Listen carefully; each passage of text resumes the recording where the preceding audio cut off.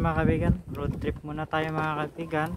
At yan, dito tayo sa yun sa bagong gawa na daanan, highway. Bali yung sa taas na yan mga yan, ano yan, ano ng tren, parkingan ng mga tren, opisina ng tren. So dito tayo sa baba dumaan. So yun, napakaganda ng daanan dito, oh. Tapos may mga upuan pa ni ano ginawa. Tingnan nyo sa paligid, ang daming tanim gulay, saging yan. So yan, ang daming gulay na tanim. Sipag na mga Taiwanese magtanim, o ano na lang. So dito liko tayo. So ayan, tingnan nyo,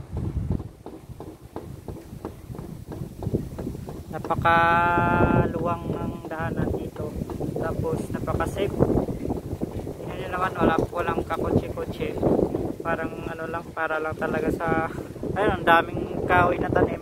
Yan, tingnan nyo, daming tanim. So ano dito, mag picturean natin para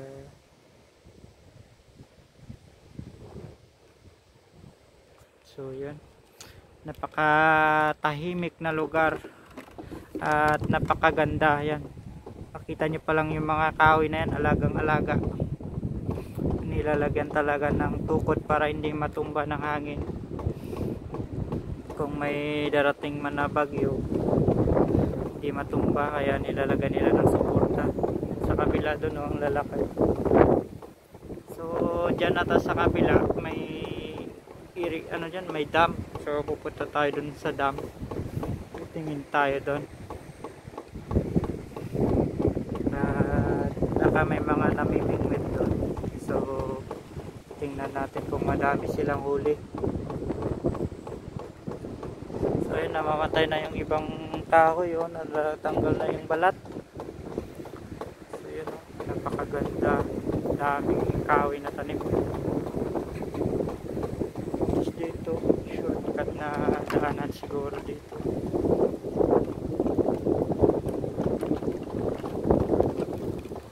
Lumampas tayo liliko tayo dito sa kabila. Titingin tayo dun kung may daanan ba dyan. Walang daanan dito, so doon naman tayo dito. Meron pa siya siguro tayo dun, so ikot tayo dito. Kasya tayo dyan, e-bike lang naman to, kaya maliit lang, kasya dyan sa daanan. Yun, ang dami kahoy na tanim.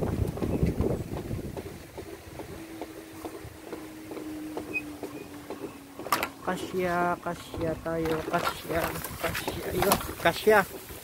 E-bike lang naman yung dala natin, kaya maliit lang naman. So kasya. Tignan natin, baka may. So tingin tayo doon, tingnan natin yung dam sa taas. So tayo sa taas naman ng ano na tong dam na to. So ayun, oh, mga kaibigan, yan, kaganda ng dam. Ayun.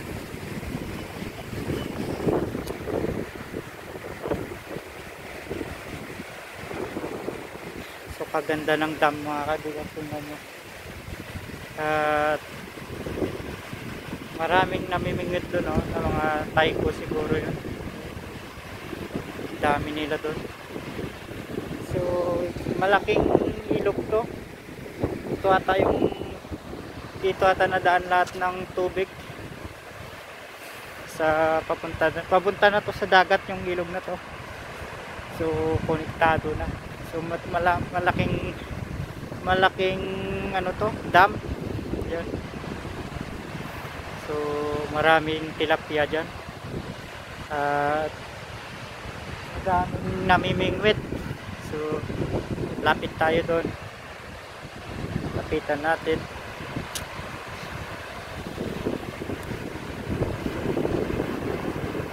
Yan, makikita nyo naman siguro.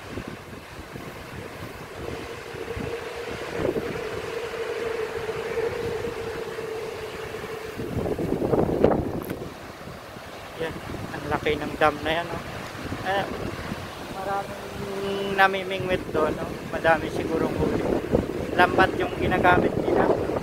Namimingwit sila tapos naglalambat pa. Sigurong daming tilapia dyan.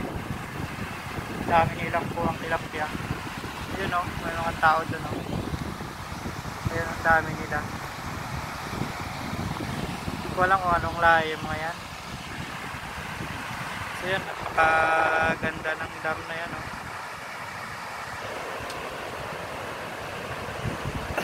So yun, madaming tilapia nga talaga sa ilalim. Yun, nakikita ko madami nga talagang isda. Pero hindi ko alam kung malinis yung isda dyan kasi lahat ng tubig dyan na nadaan eh.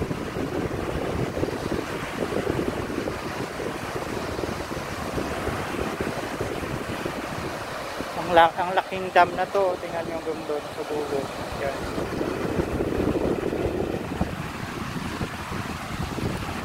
Dam. Tapos hanggang doon, ang laking dam. Napakalawak. Ayun. Tapos may nagbabantay din dyan na security yata yung matandang yan na nakatayo nagbabantay. Siguro pag may bagyo pinakawas din yung tubig dito pag malakas na yung hangin lalo, siguro nakawas din yung ano dito yung tubig. Ayan, lumapit na tayo dito.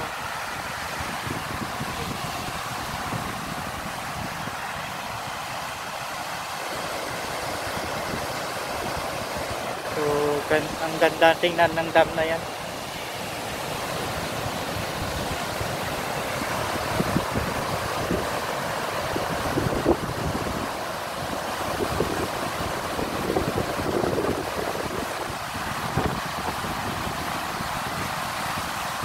So, tingnan nyo, napakaganda.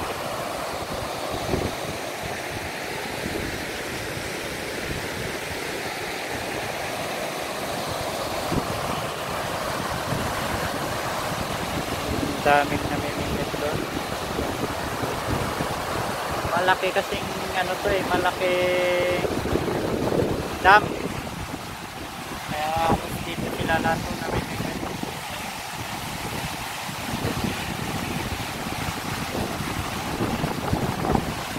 Laki yun.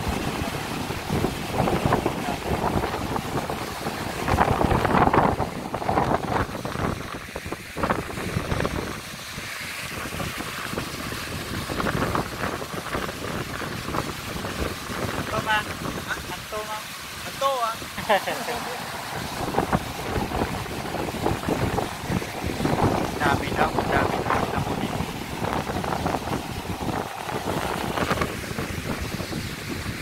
Tinanong ko, Vietnam tayo, namimigit dito.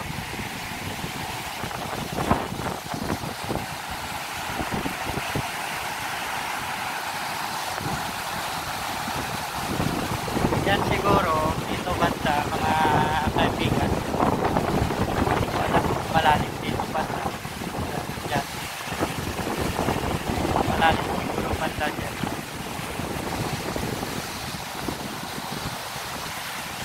Napakadelikado din naman kasi.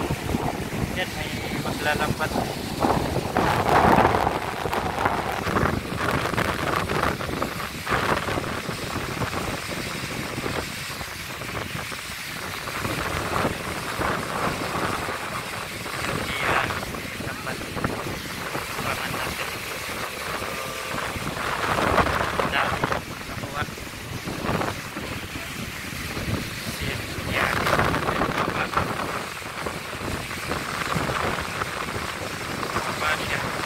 Delikado dyan.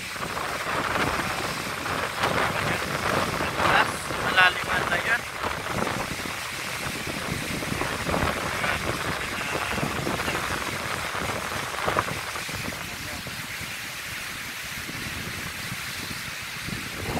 Iyagis nyo na yung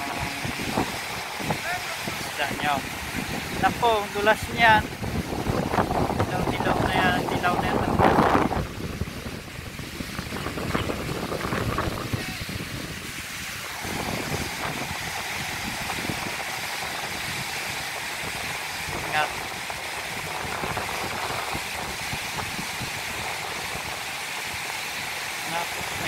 delikado yung ginagawa niya.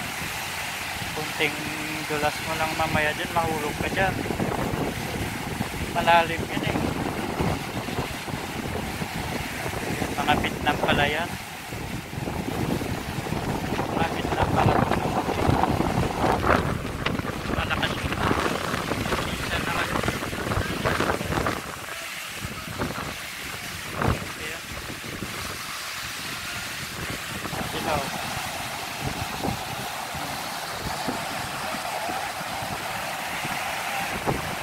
Ayan. Saan sila mamimigay?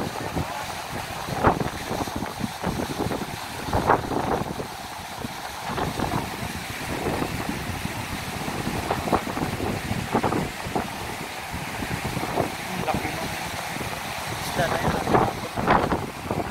Flying fish.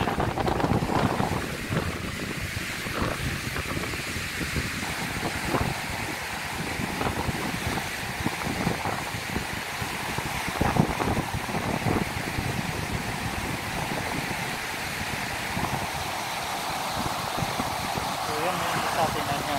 Madulas ka mamaya, mahulog ka dyan.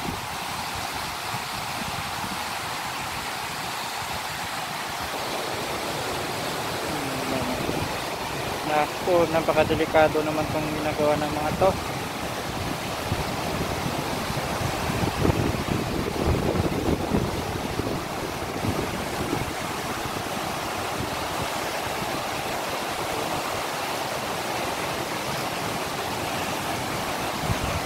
Delikado itong ginagawa ng mga to eh. Parang mga ano ito ang mga to.